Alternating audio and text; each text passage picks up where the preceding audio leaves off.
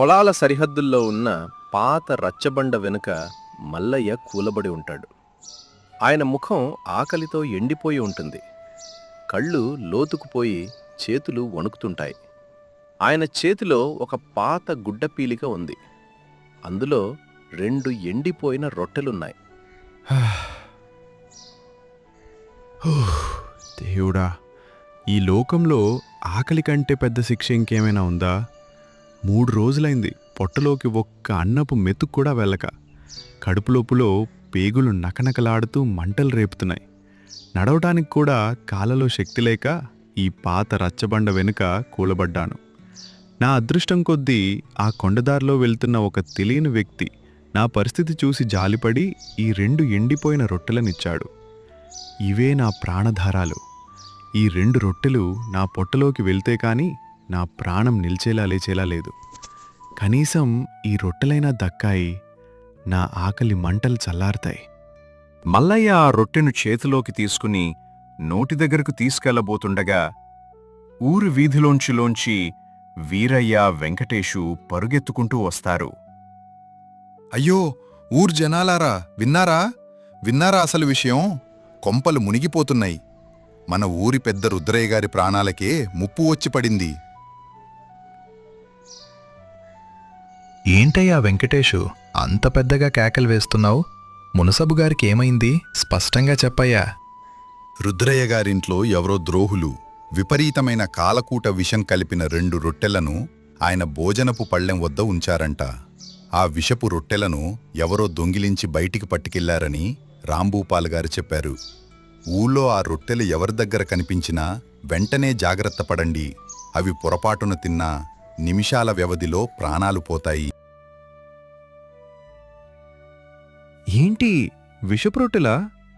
గ్రామ పెద్ద రుద్రయ్య గారిని చంపే కుట్ర జరిగిందిగా? దేవుడా, కొద్దిసేపటి క్రితం ఆ బాటసారి నా ఆకలి చూసి జాలిపడి ఇచ్చిన రొట్టెలివేనా? నేను 3 రోజులుగా ఆకలితో చస్తున్నాను. తీరా నాకు దొరికిన రొట్టెల్లో ప్రాణాలు తీసే విషముందా? నేనీ రొట్టెలు తింటే నిమిషంలో నా ప్రాణాలు పోతాయి. దేవుడా, ఎంతటి ధర్మసంకటంలో పడేశావు నన్ను. జనాలు అటూ ఇటూ చెదిరిపోతారు. రాంభూపాల్ రచ్చబండ వైపు వస్తాడు. మల్లయ్య రచ్చబండ వెనుక దాక్కోవటానికి ప్రయత్నిస్తాడు. ఏ మల్లయ్య, అక్కడ నక్కి ఏం చేస్తున్నావు? నీ చేతిలో ఉన్న ఆ గుడ్డ పీలికేంటి అంత కంగారుగా వెనుక దాస్తున్నావు? బయటికి తీసి చూపించు. అయ్యో రాంభూపాల్ గారు, ఏమీ లేదయ్యా. నేను 3 రోజులుగా తిండి లేక ప్రాణాలు పోతుంటే ఇక్కడ కూర్చున్నాను. నా దగ్గర ఏమీ లేదయ్యా. అబద్ధమాడకు మల్లయ్య, నీ ముఖంలో విపరీతమైన భయం కనిపిస్తోంది. నీ చేతిలో ఉన్న ఈ గుడ్డ పీలికలో ఉన్నవి మునసబ్ గారింట్లో నుంచి మాయమైన ఆ విషపు రొట్టెలే కదా? నిజం చెప్పు, ఈ రొట్టెలు నీ దగ్గరికి ఎలా వచ్చాయి? నువ్వే మునసబ్ గారిని చంపడానికి ఆ విషం కలిపావా? లేదయ్యా, నా మీద అంత పెద్ద ఘోరమైన నింద వేయకండయ్యా. నేను ఏ తప్పు చేయలేదు. కొద్దిసేపటి క్రితం ఊర్బయట దారిలో వెళ్తున్న ఒక వ్యక్తి నా ఆకలి చూసి జాలిపడి ఈ రొట్టెలను నాకిచ్చాడు. ఇవి విషపు రొట్టెలు అని నాకు మీరు ఊళ్ళో అరిచినప్పుడే తెలిసిందయ్యా. ఓహో, ఆ రొట్టెలు నీ దగ్గరికే వచ్చాయా? చాలా మంచిదైంది మల్లయ్య. ఇప్పుడు నేను చెప్పినట్లు విను. ఆ రొట్టెల్ని ఇక్కడే తినేసి చావో, లేదా నేను చెప్పినట్లు ఊరి మునసబు రుద్రయ్య దగ్గరకు వచ్చి రాంభూపాల్ గారే నాకు ఈ రొట్టెలు ఇచ్చారు అని చెప్పకుండా రుద్రయ్య గారి పని మనిషి సూరయ్యే ఇవి నాకు ఇచ్చాడు అని అబద్ధం చెప్పు. అలా చెప్తే నీకు 1000 బంగారు నాణాలు ఇస్తాను. లేదు, నేను చెప్పినట్లు వినను అంటే ఈ విషపు రొట్టెలు నువ్వే చేసావని, మునసబును చంపడానికి చూశావని ఊరి జనంతో చెప్పి నిన్ను ఉరి తీయిస్తాను.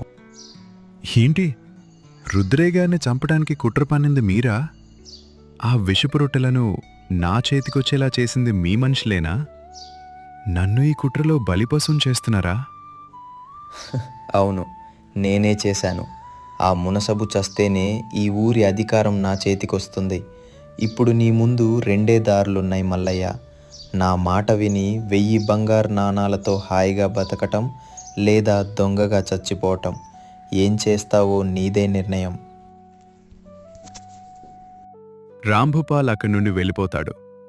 మల్లయ్య రచ్చబండ కింద కూర్చుని విలపిస్తుంటాడు.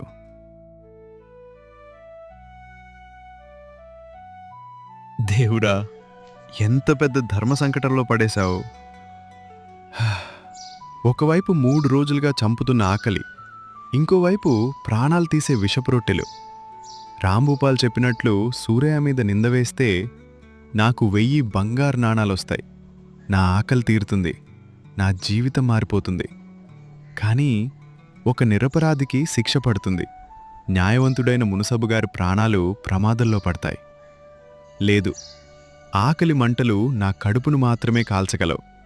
కాని అబద్ధం, మోసం నా ఆత్మను నాశనం చేస్తాయి. 3 రోజులు ఆకలితో ఉన్నాను, ఇంకొక రోజున్నా ప్రాణం పోతుంది.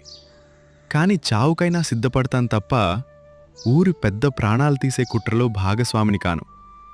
నా ప్రాణం పోయినా సరే గ్రామసభలో మునసబుగారి ముందు నిజాన్ని బయటపడతాను. ఊరి రచ్చబండ వద్ద గ్రామ పెద్ద రుద్రయ్య గంభీరంగా కూర్చునుంటాడు. చుట్టూ వెంకటేశు, సూరయ్య మరియు ఊరి జనాలు గుమిగూడి ఉంటారు. రాంభూపాల్ మల్లయ్యను ఈడ్చుకుంటూ వచ్చి రుద్రయ్య ముందు పడేస్తాడు. రుద్రయ్య గారు, ద్రోహి దొరికేశాడు. మిమ్మల్ని చంపడానికి విషం కలిపిన ఆ 2 రొట్టెలు ఈ మల్లయ్య చేతిలోనే దొరికాయి. వీడే ఆ రొట్టెలను మీ ఇంటి నుంచి దొంగిలించి మిమ్మల్ని చంపడానికి చూశాడు. వీడికి వెంటనే కఠిన శిక్ష విధించండి. మల్లయ్య, రాంభూపాల్ చెప్తున్నది నిజమేనా? 3 రోజులుగా ఆకలితో ఉన్నామని ఊళ్ళో అందరూ చెప్తున్నారు. అలాంటిది నా మీద కక్ష పెంచుకుని నన్ను చంపటానికి విషం కలిపిన రొట్టెలు దొంగిలించావా? నిజం చెప్పు. మునసబు గారు, నేను 3 రోజులుగా తిండి లేక ఆకలితో అలమటిస్తున్న మాట నిజమే. నా కడుపులో ఆకలి మంటలు రగులుతున్న మాట నిజమే. కానీ ఆ ఆకలి నా కడుపుకే పరిమితం, నా నిజాయితీకి కాదు. నేను దొంగను కానయ్యా. ఈ రొట్టెలను నేను దొంగిలించలేదు. మునసబు గారు, మల్లయ్య చాలా మంచివాడు, కష్టజీవి. ఆయన ఎప్పుడూ ఒకరి సొమ్ము ఆశించలేదు. ఆయన మునసబు గారిని చంపడానికి చూశాడంటే నేను నమ్మలేకపోతున్నాను. సూరయ్య, నువ్వు మాట్లాడకు. రొట్టెలు నీటి ఒడ్డున వీడి చేతిలోనే దొరికాయి కదా. ఆకలితో ఉన్నవాడివి ఆ రొట్టెలు విషమని తెలియక తినేసి చావాల్సింది. ఇక్కడ మునసబు గారి ముందు నాటకాలు ఆడుతున్నావా? మునసబుగారు, ఈ రాంభూపాల్ గారే అసలైన ద్రోహి. ఈ 2 రొట్టెల్లో విషం కలిపి మీ ప్రాణాలు తీయాలని చూసింది ఈయనే. ఆ విషయ ప్రాణాపాయం నుంచి మిమ్మల్ని కాపాడటానికి నా ఆకలిని కూడా పక్కన పెట్టి నా ప్రాణాలను పణంగా పెట్టి ఇక్కడికొచ్చాను. ఈ రాంభూపాల్ నన్ను భయపెట్టాడు. సూరయ్య మీద నింద వేస్తే 1000 బంగారు నాణాలిస్తానన్నాడు. కానీ నా ఆకలి కంటే మీ ప్రాణం, నా ఊరి క్షేమం నాకు ముఖ్యం. రుద్రయ్య గారు, వీడు చావు తప్పించుకోవడానికి నా మీదే నింద వేస్తున్నాడు. వీడు చెప్పేది అబద్ధం. వీడే ఆ విషపు రొట్టెలు తెచ్చాడు. వీడి మాటలు నమ్మకండి. ఆగు రాంభూపాల్, మల్లయ్య నిజాయితీపరుడు అని నాకు తెలుసు. కానీ న్యాయస్థానంలో రుజువు లేకుండా ఎవరినీ నిందించలేము. మల్లయ్య, ఆ రొట్టెల్లో విషం ఉందని రాంభూపాలే నీకు చెప్పాడని, ఆయనకే ఆ విషయం తెలుసని నిరూపించగలవా? మున్సబ్ గారు, ఈ రొట్టెల్లో విషముందో లేదో ఈ రాంభూపాల్ గారికి నిజంగా తెలీదో లేదో ఇప్పుడు తేలిపోతుంది. రాంభూపాల్ గారు, ఈ రొట్టెల్లో విషం లేదని నేను అబద్ధం చెప్తున్నానని మీరు అంటున్నారు కదా. అయితే ఈ రొట్టె ముక్కను మీరు తిని నిరూపించండి.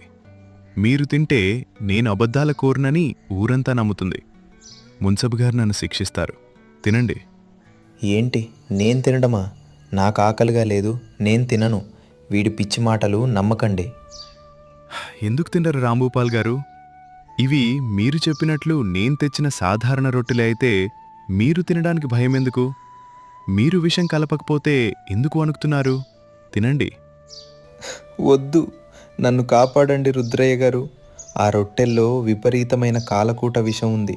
దాన్ని తింటే క్షణాల్లో ప్రాణాలు పోతాయి. మీ పదవిని లాక్కోవడానికే నేను ఈ కుట్ర చేశాను. ఆ దారిపోయే వ్యక్తితో మల్లయ్యకు ఈ రొట్టెలు ఇప్పించింది కూడా నేనే. నన్ను క్షమించండి. గ్రామస్తులంతా ఆశ్చర్యంతో నోళ్లు వెళ్లబెడతారు. రుద్రయ్య కోపంతో రగిలిపోతాడు.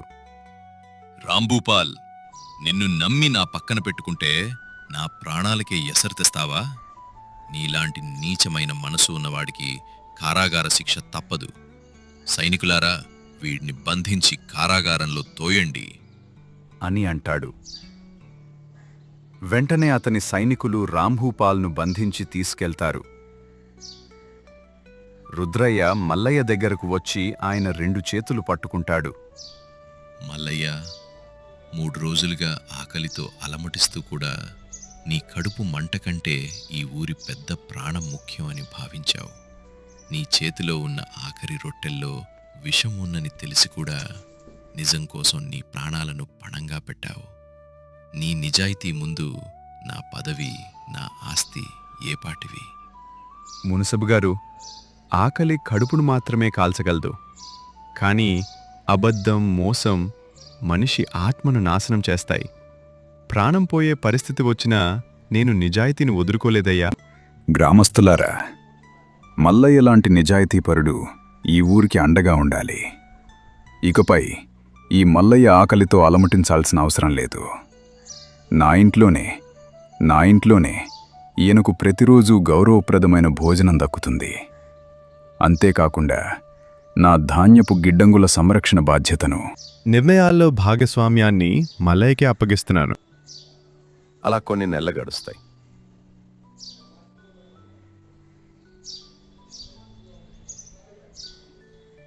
ఇంత పెద్ద విజయాన్ని సాధించిన నీలో ఆ పాత వినయం, మంచితనం అస్సలు మారలేదు నాయనా. చాలా సంతోషంగా ఉంది. అయ్యా, నిన్న నన్ను అవమానించిన ఈ ఊరి ముందే నా నిజాయితీతో ఈరోజు నేను ఈ స్థాయికొచ్చాను. నా తెలివి, నా శ్రమ, మీరిచ్చిన ఆశీస్సులు, నా తల్లి నేర్పిన సంస్కారమే నా బలం. మల్లయ్య, పరమానందయ్య ఇద్దరు చిరునవ్వుతో మాట్లాడుకుంటూ ఉంటారు.